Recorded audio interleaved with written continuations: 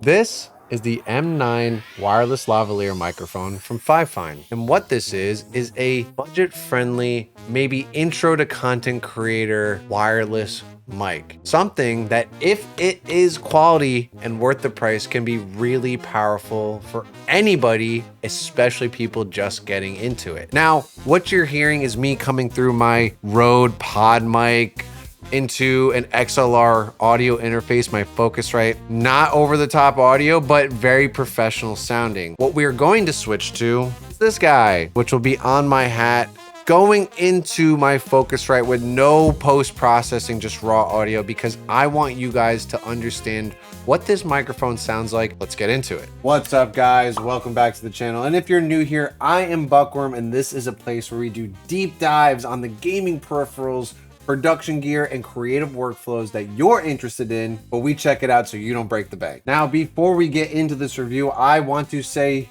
to you that yes, FIFINE did send me this product. They've sent me lots of other products, but we have no contractual agreement. There's no monetary exchange here. I can say whatever I want about these products, and I will. They sent me the product to review it for you. So let's talk about what you do get in this box. You get a few things. You're gonna get this softish, hardish case, kind of similar to the one from the KM23. Here's the KM23, a little bit smaller. This is definitely more robust.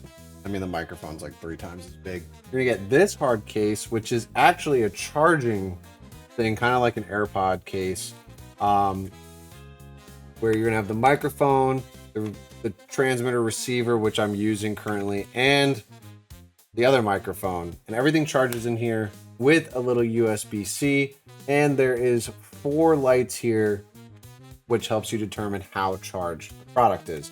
I actually really like this. I think this is fucking awesome. If there's one thing production guys know, camera guys, audio guys, what's something that's really annoying is when you're about to start a project and the battery's dead. So this is kind of nice. It kind of keeps things always charged. It also holds a charge pretty well. I have never, I'm going to be honest with you, I have never charged these ever, and I was supposed to do this review like a month ago. Outside of that, you're going to get some pop filters. This is pretty standard. This is like almost the exact same one and setup as the KM23. It's kind of got this like notch system. There it is. Those little notches, basically like a little puzzle piece. It does a little twist and then it's on there pretty good. Now, the next couple things you're gonna get is you're gonna get this charging wire, which charges this, and they charge these individually.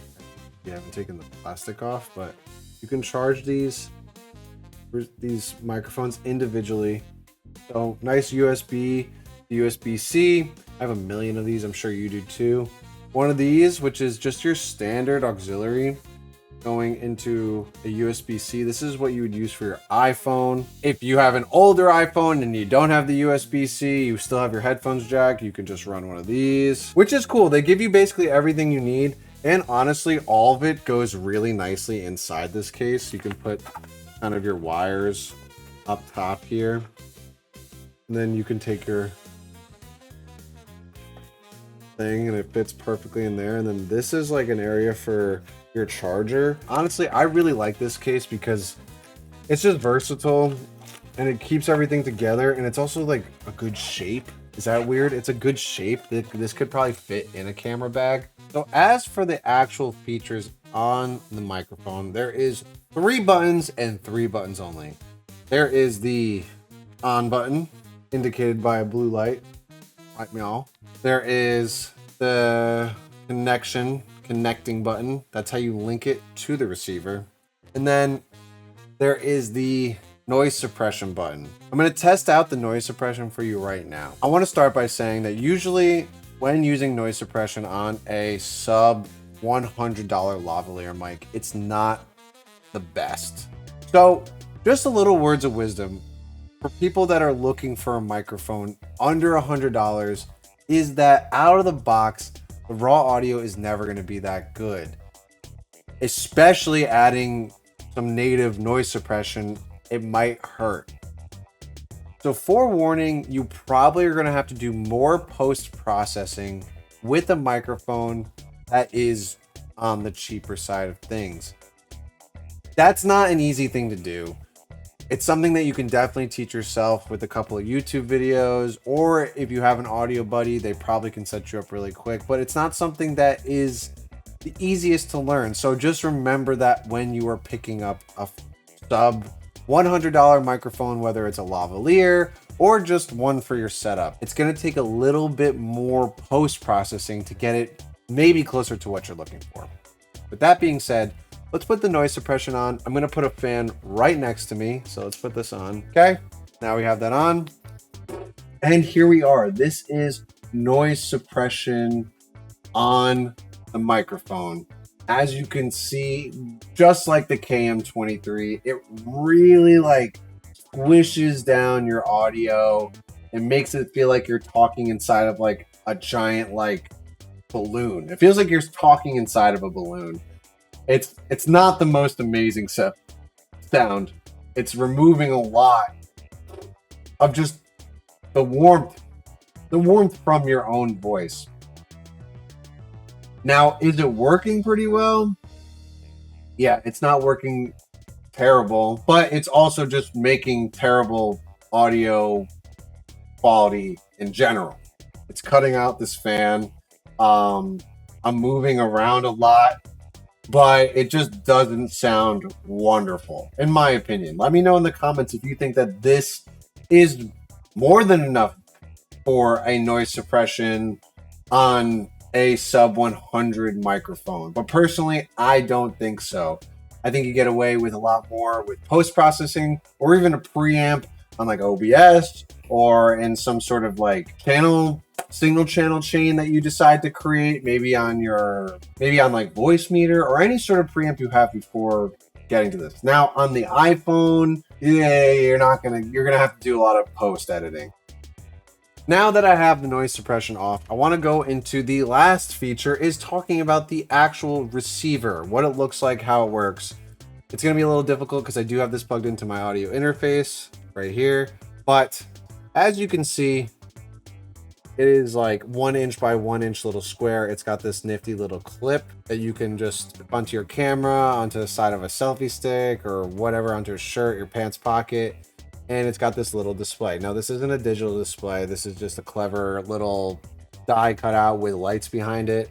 It shows both microphones, and you can see that B is solid and is connected. Also, you can see at the top here, that's the volume. It's set to the lowest volume. That's why it's so short. And you can turn up the volumes on the side with these 3 buttons. There is an on button. There's the A volume and the B volume. Like I said, each press cycles through lowest volume, medium volume, highest volume, back to lowest. There's also the charging port on the back, that's USB-C, and then there's 2 buttons on the side. There is a connecting button, that's the linking between all the devices, and then there is a mono button and a stereo button, which is very good. So, pretty standard features on the receiver. And all around a pretty good package. Now, let's get into what I think about this product and if it's even worth your time. I think on the whole, this thing's got a lot of bases covered. For somebody who is getting into content creation, you didn't want to spend a bunch of money, a sub $80 lavalier mic is pretty enticing, especially one that comes with 2 mics, a receiver, and a bunch of other adapters to work with your camera, your iPhone, or any other phone, or an audio interface. It's got an awesome soft hard case. It's got a really cool charging case. All amazing features under $100. As for the actual hardware, I think it's okay.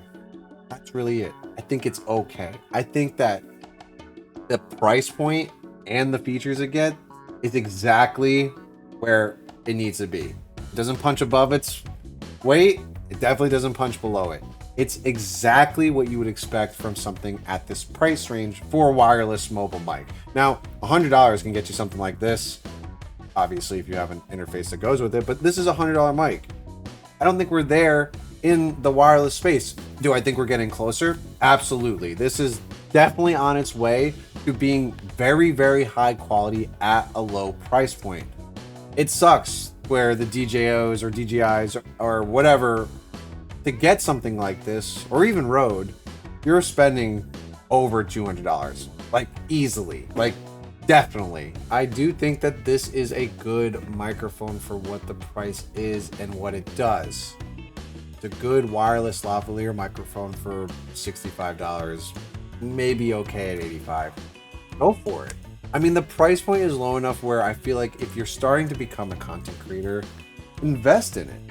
65 bucks, maybe 85 bucks to find out if this microphone, one, is even what you're looking for, or two, to learn how to use something like this, I think can be worth it. Plus, if you don't like it, you can just return it back to Amazon. To get familiar with the tech, try some stuff out, I think that FIFINE M9 is perfect for that. If there is any like sub $100 lavalier microphones targeted at content creators, or just one that you know about that you're like, well, what the heck, Buck, how have you not tried? Let me know in the comments. I'd love to give it a shot because frankly, I do need one of these and I'm not trying to spend that type of money. So if you know of some juggernaut that's under $100, let me know. Now, thank you guys for stopping by. If you learned anything from this video, give me a little like, comment, possibly a subscription, and I will catch you on the next one. I'm Buckworm. See you later.